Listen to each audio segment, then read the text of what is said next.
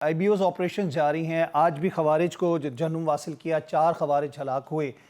Khyber agency जो performer थी, पुराना नाम था उसका, उसमें भी ऑपरेशंस किए गए। फोर्सेस तो काम कर रही हैं, IBO's ऑपरेशंस हो रहे हैं, शहादतें भी हो रही हैं, लेकिन साथ साथ ये है कि यकसुई से ऑपरेशन जब तक नहीं होगा, जिसमें तमाम स्टेक होल्डर्स, जिसका मौलाना साहब जिक्र कर रहे हैं, तो उनको मनाने के लिए मौलाना साहब को तो बहुत ज़्यादा किरदार अदा करना पड़ेगा। देखिए, मौलाना साहब को किरदार अदा करने उस वक़्त करेंगे जब मौलाना साहब को किरदार अदा करें, कोई मसले के हल पे पहुँचे तो फिर आप पीछे से बैक मार जाएँ। आप अफ़गानिस्तान जाते हैं मौलाना साहब, आपके मशवरे से जाते हैं, वज़ारत ख़ारिजा से पूरी ब्रीफिंग लेके जाते हैं, आपके तमाम अदारों के मशवरे से जाते हैं। मौलाना साहब वहाँ पहुँचे होते हैं, पीछे से कह देते हैं जी हम आपका ज़ाती दौरा है मौलाना साहब का। तो हुकूमत को उनके कहने के मैं ये बातें नहीं मीडिया पे कहना तो आज चाहता, तो सबको उन्होंने पता सियासी है अंदाज कि में भी बड़े शिकवे कर दिए। हुकूमत से कहा कि जो वादे पूरे किए नहीं गए, ख्वाब दिखाए गए थे, सब्ज़ बाग दिखाए गए थे, उसके अलावा उनके बयानात आप देखें मौजूदा सियासी तनाजुर में वो इस हुकूमत से भी बड़े नाला नज़र आते हैं।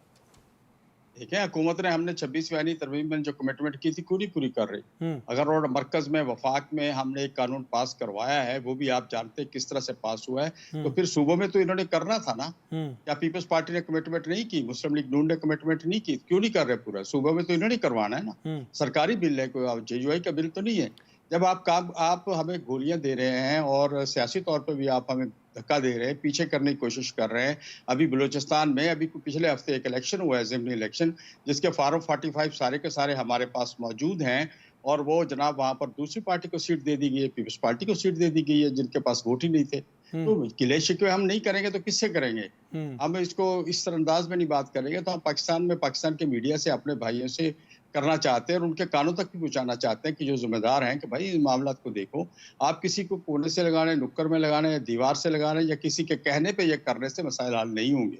हमने देखो, हमने कौम परस्तों को नुक्कड़ में नहीं लगा सके बलूचिस्तान में। और मुझे याद है, जो मेरे होश में है, कि अकबर बुगटी साहब जब गवर्नर बने थे जुल्फ़िकार अली भुट्टो के दौर से, उस दौर से आज तक वहाँ पर हम लोग ये सारे वहाँ पर हमारी पुलिसेस भी, फोर्सेस भी, सब कुछ वहाँ मौजूद है। ऑपरेशन पे ऑपरेशन हो रहे हैं, लेकिन बलूचिस्तान कहाँ खड़ा हुआ? पहले से बदतर हुआ या अच्छा हुआ?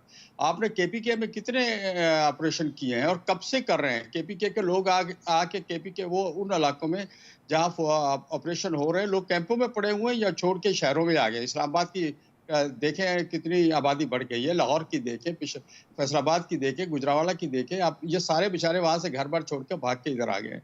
बच्चे इस्लामाबाद में छोड़े, जाके नौकरियां कहीं और करते हैं। जहाँ घर बार छोड़ना बहुत मुश्किल होता है रजा साहब, और ये लोग पिछले 15-20 साल से ऑपरेशनों को फेस कर रहे हैं। आप इस तरह के ऑपरेशन करते रहें, फिर खुद ही फैज हमीद साहब सबको वापस लेके आ जाएं, तो फिर इस तरह मसला हल तो नहीं होगा। या तो आप ऑपरेशन करें या सियासी तौर पर उनके साथ बैठ के मसला हल करें। तो ये मसाइल पैदा हुए हैं पिछली हुकूमत में, और ये लोगों को जो वापस लाया गया है वो उससे मसाइल पैदा हुए हैं। आज भी नमाज असर के बाद KPK में थानों के दरवाजे बंद कर दिए जाते हैं, पुलिस अंदर महदूद हो जाती है, बाहर सब के सब वो जंगजू फिर रहे होते हैं गन्ने और असला लेके। तो इस सूरत हाल को आप क्या कहेंगे कि खुदा न खास्ता हम कहाँ जा रहे हैं, किस तरफ जा रहे हैं, क्यों हम इनको कंट्रोल नहीं कर पा रहे? मुज़ाकरात भी कर रहे हैं, अपनी ज़मीन इस्तेमाल होने भी नहीं देंगे, और अपनी सरपरस्ती में ऐसे ग्रोह और ऐसे ग्रुप्स को वहाँ पे जो भारतीय स्पॉन्सर्ड हैं उनके ज़रिए पाकिस्तान पे अटैक करवाएंगे। तो हमारा हक है, क्योंकि जब हम पूछते हैं कि जी आप क्यों नहीं रोक सकते, वो कहते हैं जी हमारा रेट नहीं है हर जगह पे पूरे अफगानिस्तान में, तो हमारा तो हक है ना कि अपने मुल्क दुश्मनों को, जो हमारे बच्चों को, मासूम जवानों को, हमारे फ़ौजी अफसरान और हमारे फ़ौजियों को मतलब निशाना बना रहे हैं या उनको जाबहक कर रहे हैं, शहीद कर रहे हैं, तो हम जाके बदला लें।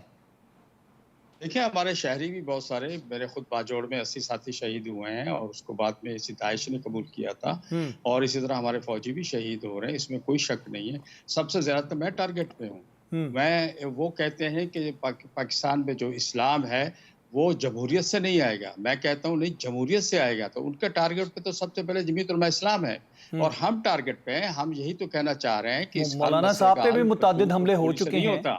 मौलाना साहब पे भी मौलाना साहब पे हमले हुए, दाइश ने कबूल किए, अभी बाजोड़ हुआ है, उसके बाद बहुत से वाक़यात हैं। टाइम थोड़ा है, मैं आपको लंबी तफसील दे सकता हूँ, कितने लोग मेरे शहीद अब तक हो चुके हैं और मुस्तक़िल हो रहे हैं। तो उसके मसला हम भी उसी तरह टारगेट पे हैं। लेकिन मौलाना साहब ने ये जो बड़ी बात की है और उन्होंने खदशे का इजहार किया है कि शायद जोग्राफियाई नक्शे में कोई तब्दीली करने की कोशिश की जा रही है, ये तो बहुत अलार्मिंग और खतरनाक बात की है उन्होंने। देखिए, ये चीज़ें बहुत अरसे से हो रही हैं। अब बलूचिस्तान की सूरत-ए-हाल आपको पता है। अब बलूचिस्तान को हम अभी तक हैंडल नहीं कर पाए सही तरह से और ये केपीके में शुरू हो गया और केपीके पे पोश इलाकों में आ गए हैं। अब तो आप पेशावर के इर्द-गिर्द पेशावर शहर से रात को मगरिब के बाद बाहर निकले ज़रा साइडों में, आप कैसे जा सकते हैं? तो मैं ये सूरत-ए-हाल जो है, ये तशवीशनाक तो है, फिर हम क्या कर रहे हैं? हमारे अदारे क्यों नहीं इनको हैंडल कर रहे हैं या क्या मजबूरी है? कौम को बताएँ, पार्लियामेंट में बताएँ या दिफाई कमेटी को बताएँ कि हमारी ये मजबूरी है।